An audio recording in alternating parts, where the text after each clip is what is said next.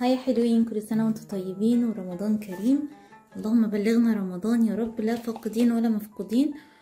النهاردة هنعمل فيديو هاند ميد حلو قوي.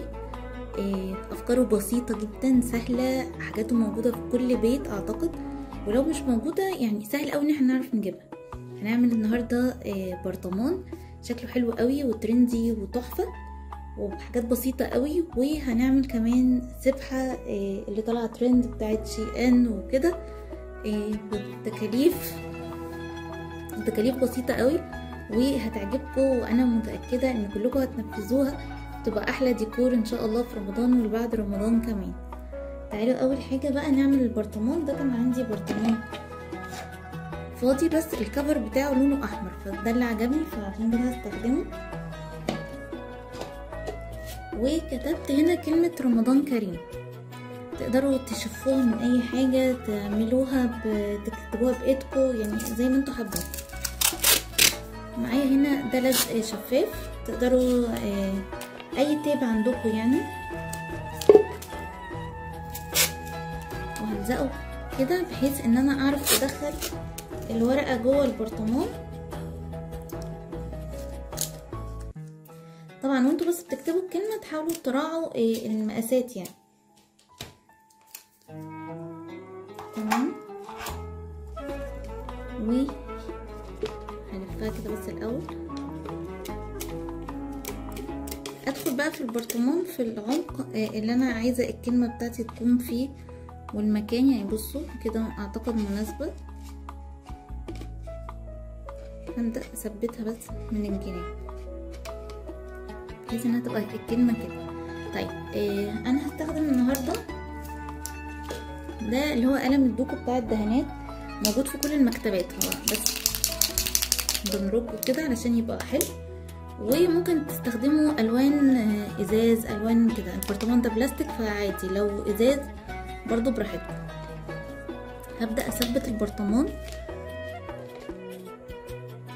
وامشي على الكتابة اللي انا عاملاها،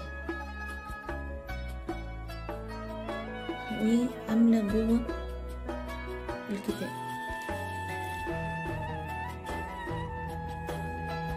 هو سهل جدا وهيطلع شكله في الاخر مرتب وحلو زي ما انتوا حابين. احدد بس الكلمة واكمل جواه. يعني اعتقد الفكرة سهلة،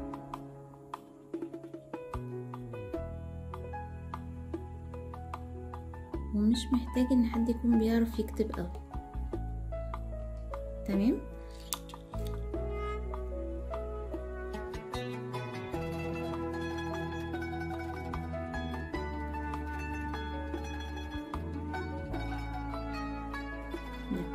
اكمل بقى الكتابة وارجع لكم عشان نشوف هي بشكلها ايه.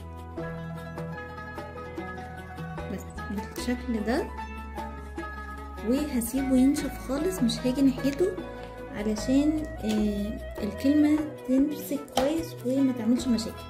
طيب هاجي بقى للكفر. انا عايزة اعمله برضو ديكور رمضان. طبعا هو هنا مكتوب عليه تواريخ وحاجات كده، فانا عايزة اداريها ومخليش الشكل واضح اوي. هعمل ايه؟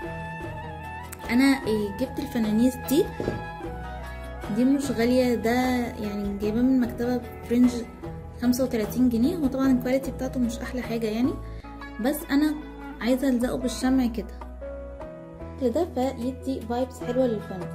هلزقه واستنى ده ينشف، ونيجي بقى اوريكم البرطمان كده في الاخر على بعضه وممكن نعمل فيه ايه.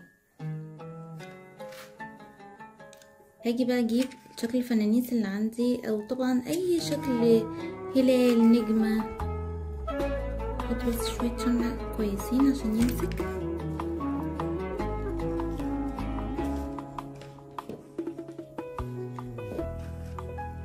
واضغط بس عليه علشان اتأكد ان هو نشف كويس.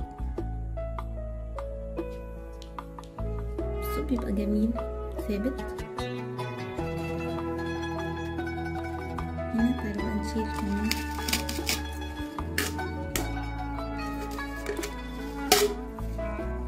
الورقة هنلاقي ان البرطمان بقى حلو جدا. ممكن اعدل بس كده ادي شوية. بصوا حلو اوي. طبعا كمان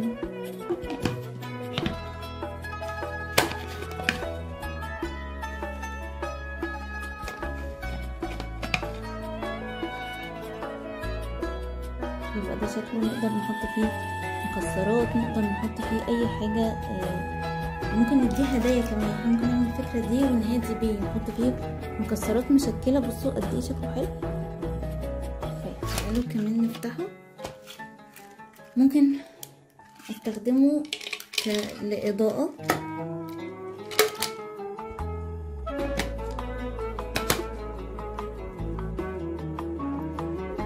يبقى محطوط كده شكله حلو جدا وسط الديكور ومختلف برضه.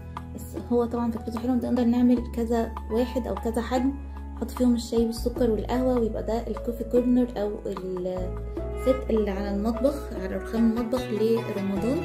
بصوا شكل كيوت جدا.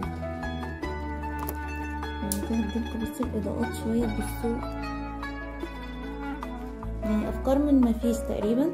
كل اللي كلفوني الشكل ده، والاشكال دي دلوقتي في منها ماتيريالز كتير جدا، رخيص وغالي ومستورد ومصري وحاجات كتير.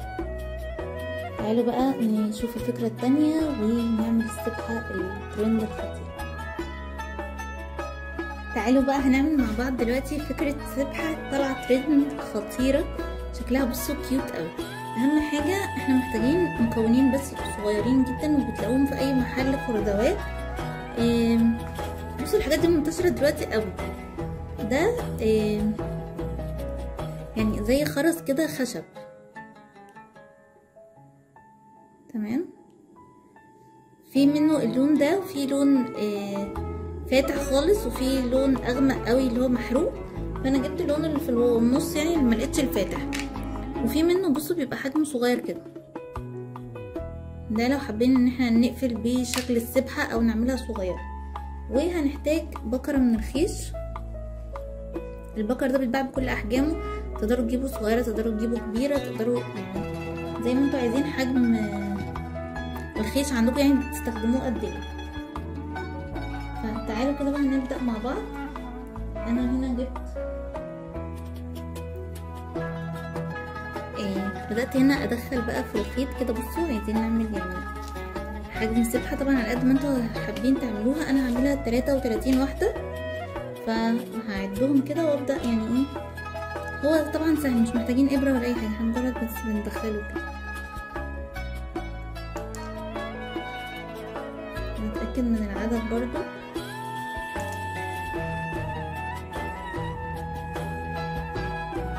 طبعا تقدروا تعملوها اي عدد انتوا حابينه يعني، لان احنا مش هنستخدمها، هي ديكور. بصوا بقى شكلها وحجمها حلو اوي. اتأكد بس من العدد قبل ما اقفلها كده. اتأكدت من العدد. هبدأ بقى امسك الناحيتين دول مع بعض. بصوا انا عايزة اعمل لها شكل مختلف شوية. بحاول اخليها بس بالنص وما تكونش مشدودة قوي، علشان تبقى يعني فيها حركة سهلة ما تتقطعش. وادخل بقى الطرفين بتوع الخيط مع بعض. بصوا عشان تعمل الشكل كده. تحطوا بقى هنا العدد اللي انتوا عايزينه. عايزين تعملوا الاصغر، بس الاصغر هتبقى صعبة شوية، محتاجة ابرة او حاجة لان الفتحة بتاعتها صغيرة. بصوا شكلها بدأت تبقى جميلة جدا ازاي. نحط واحدة كمان عشان بس الفكرة بتاعتها في الاخر تبان.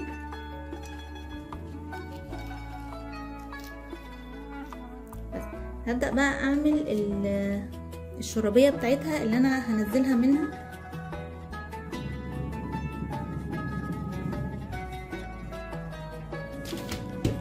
زي دي كده. انا عاملاها كلها بالخيش عشان تبقى الماتيريال واحده وما تبقاش مكلفه ليكم. بصوا احنا بنيجي نجيب خيط الخيش كده، وعلى اي كرتونه نجيب حته من الكرتون كده وابدا الف عليها. بصوا الخيش بالشكل ده.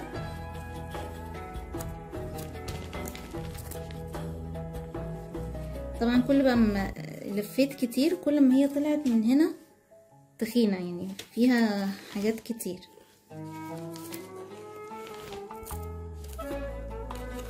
انا عايزة اعمل شوية كده برضو. طبعا بس بوريكم الفكرة، والفكرة دي تنفع لو عندكم نهاية مفرش مثلا انتوا عاملينه هاند ميد او حاجة كده تقدروا تعملوه. بس كده حلوة. بص، وهجيب حتة تاني من الخيش وهدخلها ألم بيها كل الخيوط اللي عندي.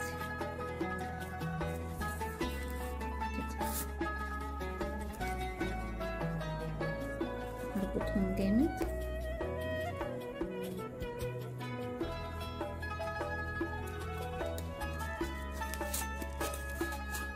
هبدأ أشيل كده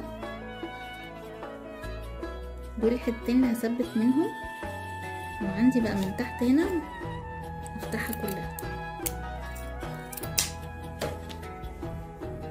يبقى ده شكلها. هجيب حتة تانية كمان من الخيش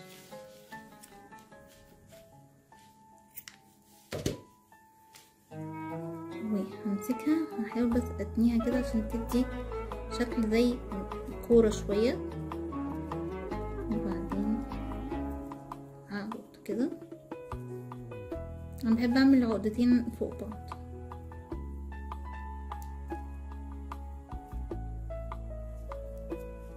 وهلف بقى مش دعوة بتاعي.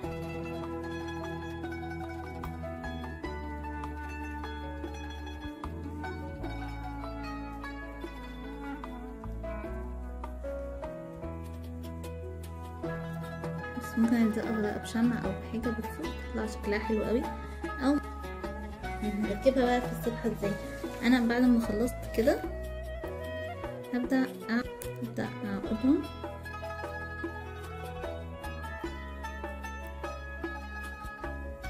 بس ما بضيقش قوي عشان السبحة تكون بتتحرك كده. عقدة براحتنا.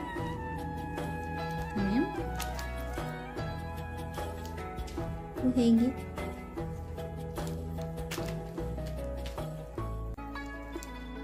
مكان ما عقدت هنا هدخل الخيط بتاعي ده واعقد برضه.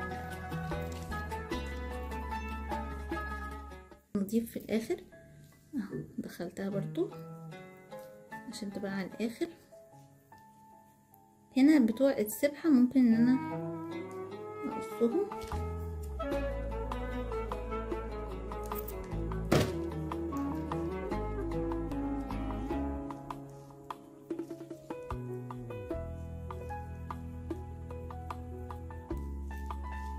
واشد دول،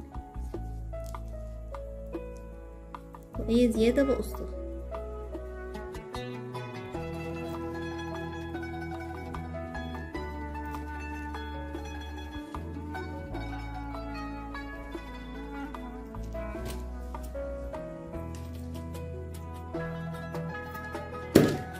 وباجي بدخل شوية العقدة دي اول واحدة. هيبقى ده شكل السبحة عندنا.